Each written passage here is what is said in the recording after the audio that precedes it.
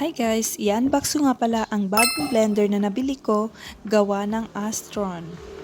So dito nga sa kanyang box, nakalagay dito is with 1-year warranty, heavy duty, 4-speed function, at saka yung char niya ay glass, tempered glass, ayan. At yung mga blades naman nito ay stainless steel, which is hindi siya kakalawangin or kinakalawang.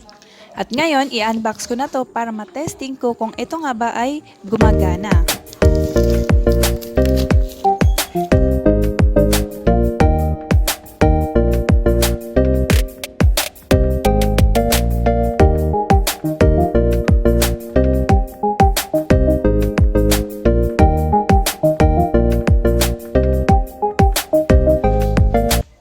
Ayan, so ito siya guys, meron pa siyang kasamang kutsara para pag may dumikit na pagkain sa may gilid ay pwede nga natin tanggalin gamit nga itong free na kutsara na stick or na plastic. Ayan, so ang kagandahan dito ay malaki siya dahil 1.5 liters yung pwedeng mailagay dito na laman. So ngayon guys, tetestingin ko naman ito sa kuryente kung ito nga ba ay walang diferensya. Minsan kasi may mga bibili na hindi talaga siya gumagana. Pero ito, testingin natin.